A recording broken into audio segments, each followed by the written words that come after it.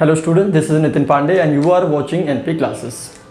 तो स्टूडेंट, आज हम एक बहुत इंपॉर्टेंट टॉपिक के साथ आपके सामने आए हुए हैं और इस लेक्चर के अंदर हम ट्रिग्नोमेट्रिक फंक्शंस के ग्राफ को डिस्कस करने वाले हैं। तो देखो बच्चों, सबसे इंपॉर्टेंट बात यह है कि ट्रिग्नोमेट्रिक फंक्शन की इंपॉर्टेंस किसे है ये भी बहुत ज़रूरी है।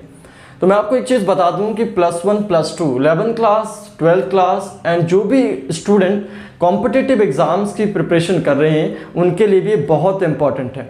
वाई? बिकॉज बहुत सारे ऐसे क्वेश्चंस भी होते हैं जहां पर विदाउट एनी कैलकुलेशन हम ग्राफ को देखकर भी सॉल्यूशन को कैलकुलेट कर सकते हैं और ग्राफ देखकर भी हम आंसर को बता सकते हैं। बहुत सारे ऐसे क्वेश्चंस आते हैं, जैसे किसी फंक्शन को बताना है आपको, मैनी वन फंक्शन है, ऑन टू होगा, 1 1 होगा, इस तरह की चीज़ें भी हम फंक्शन को देख कर, फंक्शन के ग्राफ को देखकर बता सकते हैं अगर हमें फंक्शन का पता हो कि फंक्शन का ग्राफ कैसा होगा।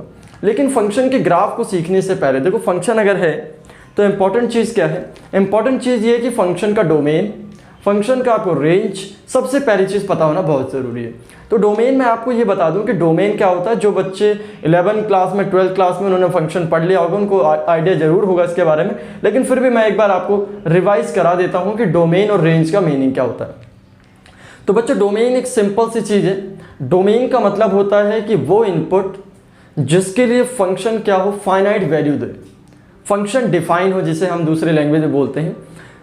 सपोज मैं एक एग्जांपल से ले लेता हूं। अगर मान लो मेरे पास एक फंक्शन है f(x) = 1/x-2 है यहाँ पर, ठीक है। तो यहाँ पर स्टूडेंट बोलेगा कि x की वो वैल्यू डोमेन होगी जिसके लिए फंक्शन एक फाइनाइट वैल्यू देगा, मीन्स डिफाइन होगा।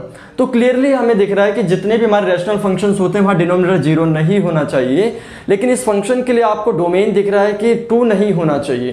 तो पूरा रियल नंबर, कोई भी नंबर पुट कर दो, सबके लिए आपका आउटपुट आएगा, लेकिन जब 2 पुट करोगे तो कोई भी फाइनाइट आउटपुट आपको देखने को नहीं मिलेगा। तो इस फंक्शन का डोमेन अगर हम बात करें तो x की वो वैल्यू जिसके लिए फंक्शन डिफाइन है, तो रियल नंबर -2 होना चाहिए आपका डोमेन। अब 2 को छोड़कर जो भी वैल्यूज आप डोमेन की पुट करोगे, यहाँ पर जो भी x की वैल्यू पुट करोगे, जो भी करस्पॉन्डिंग आउटपुट आएगा उसी को हम रेंज बोल दिया करते हैं। तो यहाँ भी मैं डोमेन और range of the trigonometric function अगर आपको बोलूँगा तो कंफ्यूज नहीं होना है। डोमेन और रेंज का मीनिंग आपको मैंने समझा दिया बहुत अच्छे से, और डिटेल में अगर इन सब चीज़ों को समझना तो आपको फंक्शन समझना बहुत ज़रूरी है। लेकिन अभी हम फिलहाल ट्रिग्नोमेट्रिक फंक्शंस के ग्राफ के बारे में बात करेंगे, ठीक है। तो कुछ चीज़ें, कुछ टर्म्स अगर हम यहाँ पर जान लेते हैं, सीख लेते हैं ट्रिग्नोमेट्रिक फंक्शंस से रिलेटेड, तो ये काम हमारे इनवर्स ट्रिग्नोमेट्रिक फंक्शन को समझने में बहुत ज़्यादा देगा। तो जो बच्चे इनवर्स ट्रिग्नोमेट्रिक फंक्शन को समझना चाहते हैं बहुत अच्छे से, कि लॉन्ग टाइम फ्यूचर में उनके पास वो कॉन्सेप्ट रहे, तो सबसे पहली चीज़ है ट्रिग्नोमेट्रिक फंक्शंस का ग्राफ जरूर समझे। वो ग्राफ को अच्छे से समझेंगे, फिर उसके बाद वो introduction part of the inverse trigonometric को समझेंगे। वैसे तो मैं ये वीडियोस अपलोड कर चुका था ऑलरेडी पहले अपने यूट्यूब चैनल पे, लेकिन प्रॉब्लम कुछ ऐसी हुई कि मेरे साथ बाय मिस्टेक मेरी कुछ वीडियोस जो है डिलीट हो गई। अप्रॉक्सीमेट 26 वीडियोस मेरी डिलीट हो गई। बहुत जल्दी वो वीडियोस आपको मिल जाएंगी जो वीडियोस मैंने डिलीट कर दी है। तो प्लीज़ अब हम स्टार्ट करते हैं अपने कॉन्सेप्ट को, अपने टॉपिक को, ट्रिग्नोमेट्रिक फंक्शन के ग्राफ को, ठीक है। तो देखते हैं कौन कौन सी चीज़ हमें ध्यान में रखनी होगी, जिसको ध्यान में रख के हम ट्रिग्नोमेट्रिक फंक्शन के ग्राफ को, कैसा भी हो फंक्शन, ट्रिग्नोमेट्रिक फंक्शन, उसका ग्राफ हम ड्रॉ कर सकते हैं। तो प्लीज़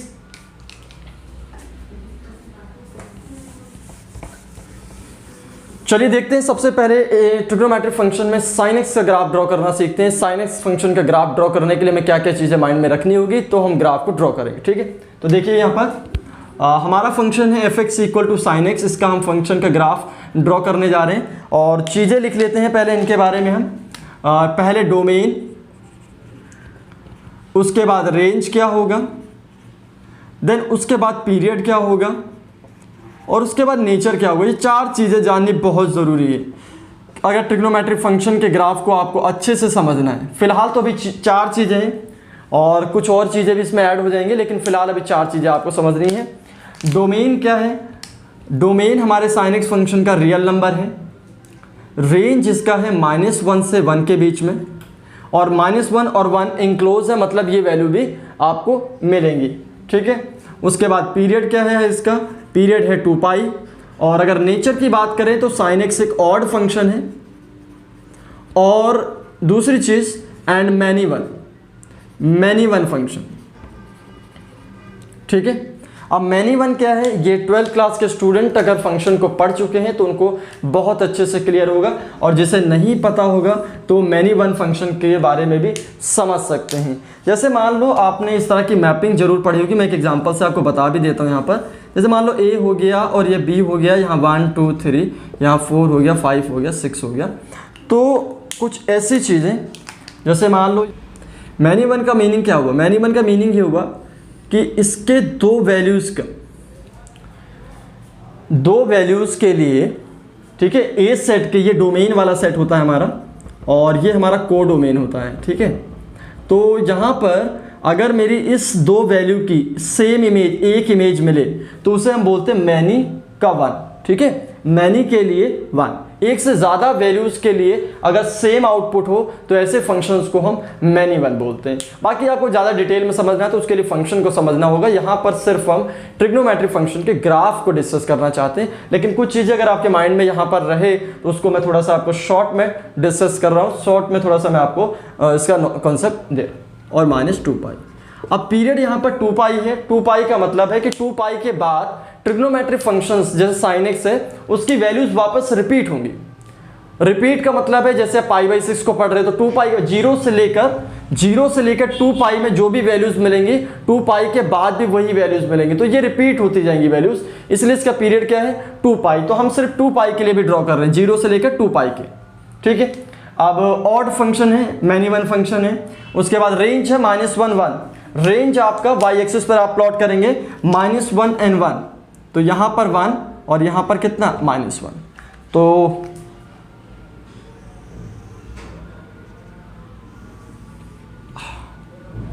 थोड़ा सा ऊपर नीचे हो जाएगा क्योंकि स्केल से नहीं यहाँ पर मैं कर रहा हूँ, और ये आपका -1 है, ठीक है। अब हम ग्राफ को ड्रॉ करते वक्त क्या चीज़ें ध्यान में रखेंगे वो समझो आप। देखो साइन 0 पर 0 होता है और 90 पर उसकी वैल्यू मैक्सिमम होती है, तो ये चीज़ें आपको ध्यान में रखनी होगी। 0 पर 0 तो यहाँ से स्टार्ट होगा, π/2 पे 1 को टच करेगा, मैक्सिमम वैल्यू होती है इसकी, फिर पाई पे 0 हो जाता है, फिर उसके बाद क्या होगा 3π/2 पे इसकी वैल्यू जो होगी, 3π/2 पे इसकी वैल्यू क्या हो जाएगी -1 को टच करेगा और ये 2 पाई, ठीक है। उसके बाद -π/2 पर यहाँ टच करेगा, पाई पर 0 हो जाएगा, तो उसके बाद ये हो गया -π/2 पे -1 को टच करेगा, उसके इस पे 0 हो जाएगा, -3π/2 पे यहाँ आ जाएगा और 2 पाई पर वापस 0 बन जाएगा। तो थोड़ा सा मैं इस sin x के लिए आपको एक्सप्लेन करूँगा, बाकी चीज़ों के लिए एक्सप्लेन नहीं करूँगा, आप समझ जाना कि वैल्यूज़ को कैसे रखते हैं। देखो आपको मालूम है कि sin π/2 पर कितना होगा 1 होता है, तो 1 को टच करा उसने। उसके बाद पाई पर sin पाई क्योंकि 0 होता है तो ये 0 हो गया।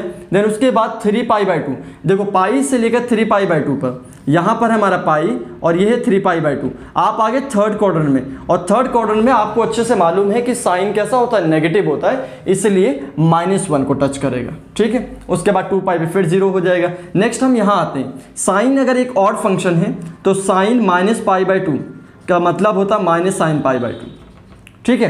तो π/2 पर कितना होगा 1, तो ये आ जाएगा -1, इसलिए इसने -1 को टच करा, यहाँ 0 हो जाएगा। अब -3π/2 ऊपर कैसे पहुँच गया, तो देखो साइन -3π/2 का मतलब होता है -sin 3π/2, ये हो जाएगा। अब 3π/2 पर साइन कैसा होगा, देखो पहले बता चुका हूँ कि पाई से लेके 3π/2 पे क्या होगा, ये नेगेटिव होगा, तो ये माइनस और ये माइनस कितना हो जाएगा प्लस का 1, तो इसलिए +1 को टच कर रहे हैं। तो इस तरह से हम sin x का ग्राफ ड्रॉ करेंगे, ठीक है। फटाफट नोट करो। अब हम cos की बात करेंगे, cos x का ग्राफ कैसे ड्रॉ करना है, ठीक है। देखो अब हम cos x की बात करें, बाकी सारी चीज़ें सेम रहेगी, पीरियड भी सेम है, रेंज सेम है, डोमेन सेम है, बट ये कि ऑड था वहाँ पर और यहाँ पर क्या चीज़ हो जाएगा इवन फंक्शंस। cos एक इवन फंक्शन है और sin क्या था ऑड फंक्शन, तो बाकी कोई चेंज नहीं ज़्यादा। पीरियड सेम है, रेंज सेम है, डोमेन सेम है यहाँ पर अभी, और लेकिन नेचर कैसा हो गया, ये इवन फंक्शन है और हमारा sin x कैसा था ऑड फंक्शन था, ठीक है।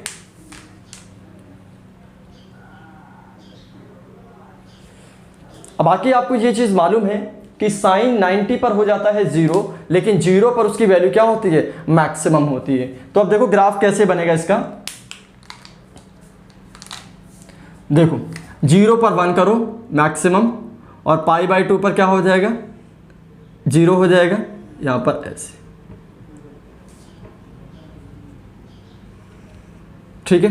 देन उसके बाद -1 यहाँ पर 3π/2 पर, π/2 पर -1 आएगा, सॉरी पाई पर -1, 3π/2 पे 0, फिर 2π पे मैक्सिमम, और यहाँ पर क्या होगा पाई पर -1,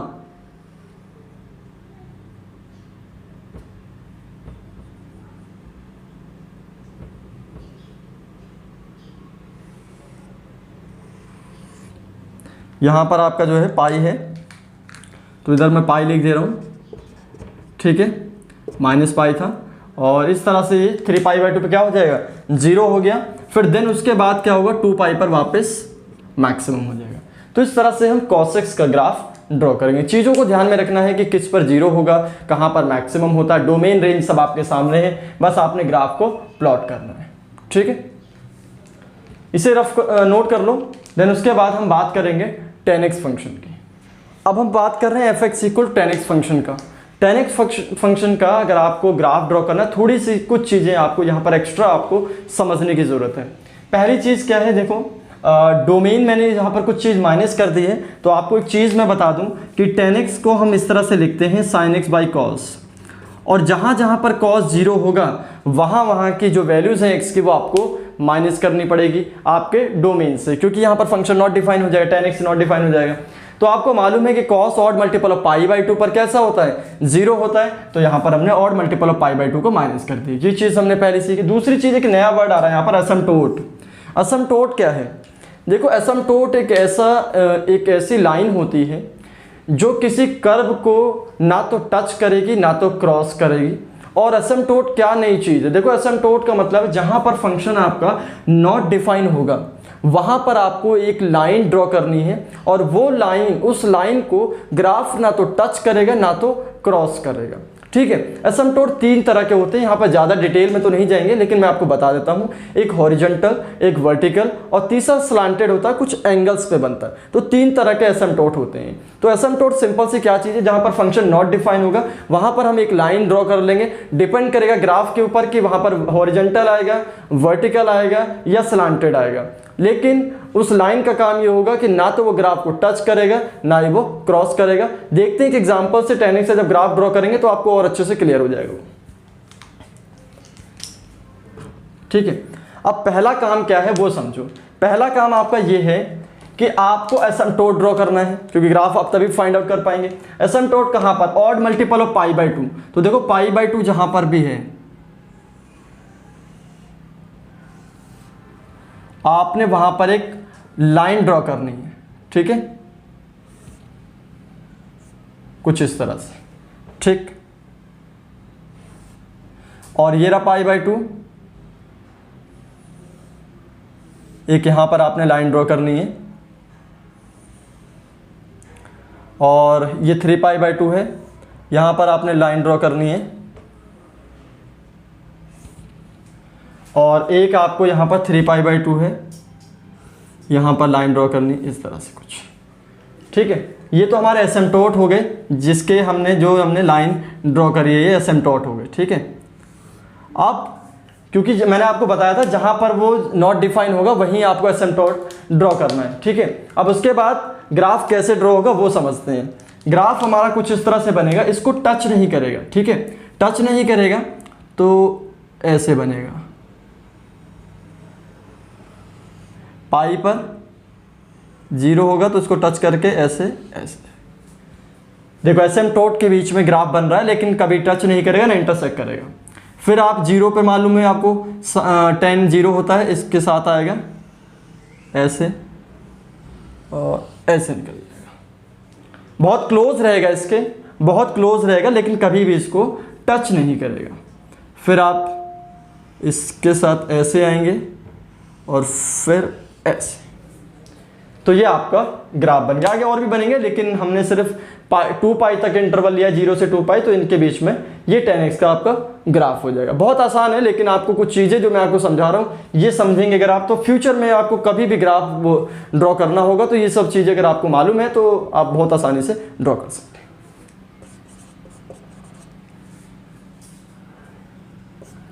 ये हमारे कॉटेक्स है, कॉटेक्स फंक्शन के ग्राफ हम ड्रॉ करने जा रहे हैं। डोमेन देखो, रियल नंबर से मैंने माइनस करना है, और क्या माइनस करना है ये सोच लो। माइनस मुझे क्या करना है, माइनस करना है जहाँ पर ये 0 होगा n पाई, क्योंकि हमारा कॉट जो है कुछ इस तरह का है, cos x equal to cos by sine. अब हमारा डिफाइन होगा, कॉट डिफाइन होगा या नहीं होगा वो चीज़ डिपेंड करेगी अब साइन के ऊपर। तो साइन आपको मालूम है कि n पाई पर 0 होता है, और n पाई पर अगर साइन 0 होगा तो ये कॉट क्या होगा, वहाँ पर नॉट डिफाइन आपको मिलेगा। तो इसका मतलब आपने करना क्या है, आपको करना है कि भाई n पाई को आपने माइनस कर देना अपने डोमेन में से, वो हमने कर दिया। रेंज सेम है like tan x, period same है पाई, फंक्शन नेचर ऑड है, मैनी वन फंक्शन भी है। एसमटोट आपको n पाई पर मिलेगा, n बिलोंग्स टू इंटीजर, ठीक है। एसमटोट वही लाइन होती है जहाँ पर फंक्शन क्या होगा, नॉट डिफाइन होगा, और वहाँ पर हम एक लाइन ड्रॉ करेंगे। उस लाइन का काम क्या होगा, ना तो ग्राफ को टच करेगा ना तो क्रॉस करेगा, ठीक है। तो चलिए अब ग्राफ ड्रॉ कर लेते हैं। अब उसके बाद आपको मालूम है कि रेंज माइनस से इन्फिनिटी, तो वो हम ड्रॉ कर नहीं सकते, लेकिन अब हम एसमटोट देखेंगे। एसमटोट कैसे करेंगे ड्रॉ, एसमटोट हमारा है n पाई, जहाँ पर पाई दिख रहा है, 0 दिख रहा है, वहाँ पर एसमटोट। तो एक एसमटोट तो आपको यहाँ मिल जाएगा भाई, एक एसमटोट तो आपका ये वाली एक्सिस है। मैं यहाँ पर थोड़ा सा ऐसे ड्रॉ कर रहा हूँ जिससे आपको पता चल पाए कि हाँ भाई यहाँ भी एसमटोट है, और इसको क्रॉस वगैरह नहीं कराना है, ना तो टच कराना है, ठीक है। एक तो आपका ये हो गया। दूसरा आपका है कहाँ पर भाई, n पाई, तो एक आपका ये पाई, ये रहा पाई, ऐसे और ऐसे, ठीक है। उसके बाद ऐसे और ऐसे, ठीक है। देन उसके बाद पाई पर ऐसे ऐसे और एक ये और ये। तो ये आपके एसिम्प्टोट हो गए ड्रॉ n पाई पर, ठीक है। n की वैल्यू आप इंटीजर में रखते जाओ और आपको पता चल जाएगा एसिम्प्टोट कहाँ पर बनाना है, ठीक है। आप कॉट एक्स से ग्राफ ड्रॉ करेंगे। तो चलिए पाई बाई 2 पर देखिए, पाई बाई 2 पर 0 होगा क्योंकि कॉस पाई बाई 2 पर 0 होगा, तो इसको टच करेगा। तो ये कुछ आपका ऐसे आएगा और ऐसे, टच नहीं करेगा भाई। यहाँ पर ऐसे, पर इसको टच नहीं करना चाहिए, टच नहीं करेगा। वो लाइन यहाँ पर है, वो ग्रीन से मैंने आपको दिखाने के लिए करी है। एक्सिस तो ये वाली है, ब्लैक वाली, ठीक है। और उसके बाद हमारा नेक्स्ट जो है यहाँ से ये हो जाएगी ऐसे, ठीक है। और फिर आपका ये आपका कुछ इस तरह से ऐसे आ गया और ऐसे, ठीक है। तो ये आपका कॉटेक्स का ग्राफ, ठीक है। यहाँ पर 0, यहाँ पर 0, यहाँ पर 0, यहाँ पर 0, जहाँ पर 0 0 है वहाँ पर हमने उसको एक्सिस को टच करा दिया। उसके बाद जहाँ पर एसिम्प्टोट है वहाँ पर वो टच करेगा, टच नहीं करेगा, क्रॉस नहीं करेगा। तो इस तरह से हम कॉटेक्स के ग्राफ को ड्रॉ कर सकते हैं, ठीक है। अब ये आपको कॉसेक एक्स का ग्राफ है। मैं 1 बाय 1 एक एक चीज़ आपको क्लियर कर दे रहा हूँ। कॉसेक एक्स का ग्राफ बना रहे हैं, डोमेन आपका, क्योंकि ये भी फंक्शन कैसा है, कॉसेक आप लिख सकते हैं यहाँ पर। कॉसेक किस पे डिपेंड करेगा, साइन पे डिपेंड करता है, और क्योंकि साइन 0 हुआ तो फंक्शन नॉट डिफाइन हो जाएगा। और साइन किस पे होता है, साइन एक्स अगर हमारा 0 है तो एक्स हमारा होता है n पाई, ठीक है। n बिलोंग्स टू इंटीजर, तो इसका मतलब है इसको आपने माइनस करना होगा जहाँ जहाँ पर साइन 0 हो रहा है। तो वही काम हमने किया यहाँ पर। रेंज इसका माइनस से इन्फिनिटी से लेकर -1 यूनियन 1 से इन्फिनिटी, ये इंक्लूडेड नहीं है, 1 और -1 इंक्लूडेड है। पीरियड कितना है, 2 पाई रहेगा। फंक्शन ऑड है लाइक साइन एक्स, और मैनी वन फंक्शन है। अब इसका एसिम्प्टोट है n पाई पर, ठीक है। लेकिन इस तरह के फंक्शन जैसे कॉसेक एक्स का और सेक एक्स का ग्राफ जो ड्रॉ करेंगे तो पहले ओरिजिनल फंक्शन आपको ड्रॉ करना पड़ेगा, उसका रेसिप्रोकल, मतलब उसका रेसिप्रोकल पहले ड्रॉ करना पड़ेगा। मतलब साइन एक्स का ग्राफ पहले ड्रॉ करेंगे, उसके अकॉर्डिंगली बहुत आसान हो जाएगा कॉसेक एक्स का ग्राफ ड्रॉ करना। कैसे करना है, कॉसेक एक्स में समझ लो, सेक एक्स में समझाने की ज़्यादा जरूरत नहीं पड़ेगी। तो देखिए ड्रॉ करते हैं पहले। तो ये हमारा किसका ग्राफ बन गया, ये हमारा साइन एक्स का ग्राफ बन गया। अब एसिम्प्टोट देख लो कहाँ कहाँ मिलेगा। एसिम्प्टोट आपको मिलेगा यहाँ पर 2 पाई पर,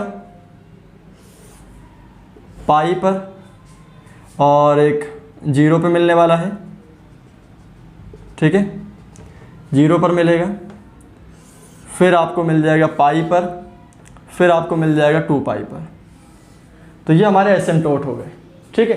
अब ग्राफ के लिए आपको कोऑर्डिनेट सिस्टम को फिर से समझना पड़ेगा। तो कोऑर्डिनेट सिस्टम बना लेते हैं, ये ज़्यादा आपके लिए अच्छा रहेगा समझने में। और कोऑर्डिनेट सिस्टम से हम समझ पाएंगे कि कहाँ पर ग्राफ का कौन सा पोर्शन आपको लेना है। ठीक है, तो यहाँ पर आपका सेकंड, ये फर्स्ट, थर्ड और ये फोर्थ। ठीक है, देखो अब इस ग्राफ को ध्यान से देखना। आप ग्राफ का कौन कौन सा पोर्शन आपको ग्राफ को ड्रॉ करना है, एक यहाँ पर मिलेगा, एक यहाँ पर मिलेगा, एक ये मिलेगा और एक ये मिलेगा। 4 जगह पर आप ग्राफ ड्रॉ करेंगे। लेकिन अब ये देखना कौन से पोर्शन कहाँ जाना मुझे। अगर मैं इसकी बात करूँ, 0 से लेकर -π, 0 से लेकर -π पर ग्राफ का पोर्शन कौन सा हम यूज़ करने वाले हैं, 0 से लेकर -π पर। ठीक है, तो देखो साइन जो है 0 से लेकर π/2, 0 यहाँ पर होगा, इसमें भी पॉजिटिव, इसमें भी पॉजिटिव, साइन पॉजिटिव है तो पॉजिटिव वाला ग्राफ मिलना चाहिए। क्योंकि एंगल है माइनस में तो इसका मतलब नेगेटिव, क्योंकि आपको मालूम है कि कॉसेक एक्स ऑड फंक्शन है तो नेगेटिव वैल्यू उसकी क्या होगी, नेगेटिव कर देगी उसे। क्वाड्रेंट के अकॉर्डिंग पॉजिटिव है लेकिन एंगल नेगेटिव होने की वजह से क्या हो गया, रोटेशन नेगेटिव होने की वजह से, रोटेशन आपका क्लॉकवाइज होने की वजह से डाउनवर्ड वाला ग्राफ मिलेगा। ठीक है, ये चीज़ बहुत अच्छे से समझना है आपको। अब इसमें देखो -π से 2π, -π से 2π ये रहा, और इसके बीच में ये और ये दोनों क्वाड्रेंट में क्या हो गया, साइन है नेगेटिव तो कॉसेक भी होगा नेगेटिव, दोनों सेम ही पॉजिटिव होते सेम उसमें होम ग्राउंड में। इन दोनों में साइन कॉसेक नेगेटिव है, कॉसेक हमारा नेगेटिव है, कॉसेक नेगेटिव जरूर है लेकिन ये एंगल भी माइनस में, तो नेगेटिव और नेगेटिव पॉजिटिव बना देंगे। भाई आप यहाँ पर कॉसेक -x लिखोगे तो -cosec x होगा, और ये चीज़ तो नेगेटिव ऑलरेडी आएगी इन क्वाड्रेंट में, तो ये नेगेटिव और ये नेगेटिव बिकम्स पॉजिटिव, तो ये वाला ग्राफ मिलेगा। ये चीज़ समझना है, ठीक है। और 0 से π के बीच में, 0 से π में पॉजिटिव है, ये वाला ग्राफ मिलेगा। एसिम्पटोट को टच मत कराना, ठीक है। ये मिल गया ग्राफ आपको, ठीक है। अब पाई से लेके 2π में ये रहा पाई, यहाँ पर पाई हो गया, ये आपका 2π है, तो पाई से 2π पे ये π/2 होता है, ये कितना होता है 3π/2, तो पाई से 2π में नेगेटिव ये वाला पोर्शन मिलेगा। सिंपल, ठीक है।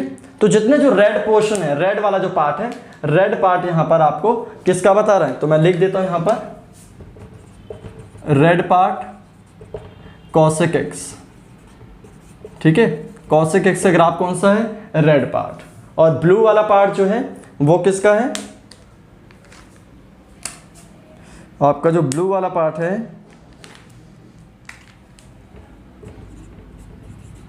Blue part sine x graph,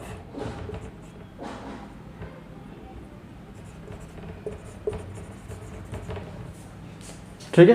तो ये आसानी होगी आपको, मेरे हिसाब से बहुत इंपॉर्टेंट और अच्छा कॉन्सेप्ट मैं आपको दे पा रहा हूँ, जिससे आप इस फंक्शन को, इन फंक्शन के ग्राफ को कभी भी आप ड्रॉ करना चाहेंगे तो आसानी से मेरे हिसाब से तो ड्रॉ कर सकते हैं आप, ठीक है। कोई ज़्यादा रॉकेट साइंस नहीं है इसके अंदर, बहुत सिंपल सी चीज़ है, ठीक है। नोट कर लो इसे, ठीक है। तो लास्ट हमारा ग्राफ ये fx = sec x है, और बहुत आसानी से सिंपली से हम समझेंगे इसको भी, जैसे हमने पहले ग्राफ समझे। sec x से ग्राफ बनाना है, और डोमेन में मैंने ये ऐसा क्यों करा है ऑड मल्टीपल ऑफ π/2, क्योंकि आप एक चीज़ को समझ लो कि आपका जो sec x है वो 1 cos पे डिपेंडेड है, तो cos तो पता है ऑड मल्टीपल ऑफ π/2 पे 0 होता है, तो आपको वो चीज़ें जो 0 हो रही है, जो फंक्शन को नॉट डिफाइन बना रही है, उसी चीज़ को हमें हटाना है, तो वो हमने यहाँ पर ये कर दिया।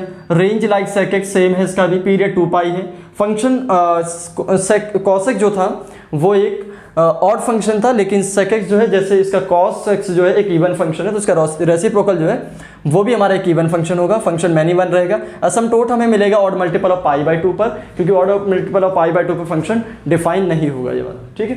तो फटाफट अब ड्रॉ करते हैं, इसके लिए भी सेम वही करना पड़ेगा आपको। पहला ग्राफ आप ड्रॉ करेंगे किसका, पहला cos x ग्राफ ड्रॉ होगा, देन उसके बाद इसके रेसिप्रोकल का ग्राफ ड्रॉ करेंगे। ड्रॉ करते हैं अब एसिम्पटोट जो है वो ड्रॉ करेंगे। एसिम्पटोट हमारा किस पर आएगा, ऑड मल्टीपल ऑफ π/2 पर, तो ये आपको एक ये रहा मिलेगा, ये मिला, और ये मिला, ये मिला,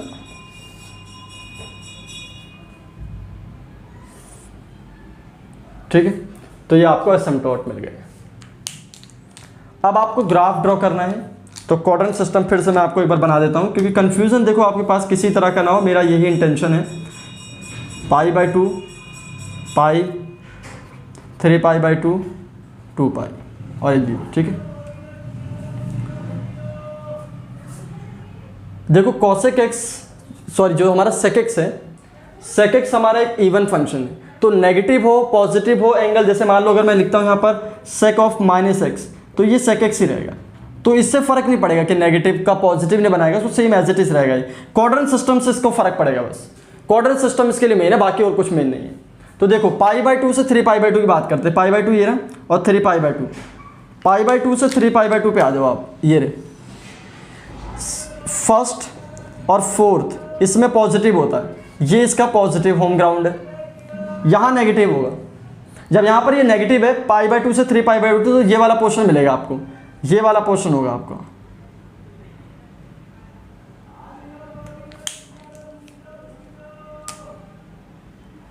ये वाला पोर्शन, ठीक है। नेक्स्ट हम बात करते हैं -π/2 से π/2 के बीच में, ठीक है, मतलब इस क्वाड्रेंट -π/2 यहाँ पर है, एक हम जाएंगे, देखो कैसे, एक हम जाएंगे क्लॉकवाइज और एक हम जीरो से, देखो यहाँ पर है 0 पे, ऐसे जाएंगे तो क्लॉक और वैसे आएंगे तो एंटी क्लॉक। -π/2 से π/2 के बीच में फंक्शन कैसा होगा हमारा, पॉजिटिव, तो ये मिलेगा, ठीक है। π/2 और -π/2 पे सेम रहेगा इस तरह से। उसके बाद अब हम बात करते हैं π/2 से लेकर 3π/2, π/2 से 3π/2, अगेन ये नेगेटिव हो जाएगा, बहुत क्लोज रहेगा, यहाँ पर मैं इतना क्लोज नहीं कर पा रहा हूँ, इतना दूर नहीं रहेगा, बिल्कुल एकदम इससे क्लोज चलता रहेगा, और बस ये कि टच और क्रॉस नहीं करेगा, ऐसे, ठीक है। तो यहाँ भी थोड़ा सा क्लोज कर देता हूँ इसको मैं, और इस तरह से जैसे ये, ठीक है।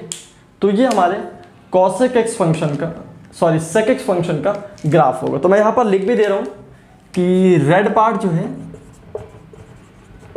रेड पार्ट क्या है हमारा, sec x, और हमारा जो ब्लू पार्ट है वो हमारा cos x, ठीक है। तो ये हमारे ग्राफ। आशा करता हूं कि मैं आपको इस वीडियो के माध्यम से जो इन्फॉर्मेशन पहुंचाना चाहता था, जो कॉन्सेप्ट ट्रिग्नोमेट्रिक फंक्शन के ग्राफ के लिए देना चाहता था, वो आपको अच्छे से समझ आए होंगे। और प्लीज़ आप इसकी प्रैक्टिस करिएगा, 1 से 2 बार, 2 से 3 4 बार कम से कम इसकी प्रैक्टिस करो और अच्छे से बनाओ, जिससे आपके भी टिप्स पे रहे ये ग्राफ, और ग्राफ से बहुत सारी प्रॉब्लम्स को आप अच्छे से सॉल्व कर सकते हैं, ठीक है। तो स्टूडेंट्स मिलते हैं अपने नेक्स्ट वीडियो में, तब तक के लिए जय हिंद, जय भारत एंड टेक केयर।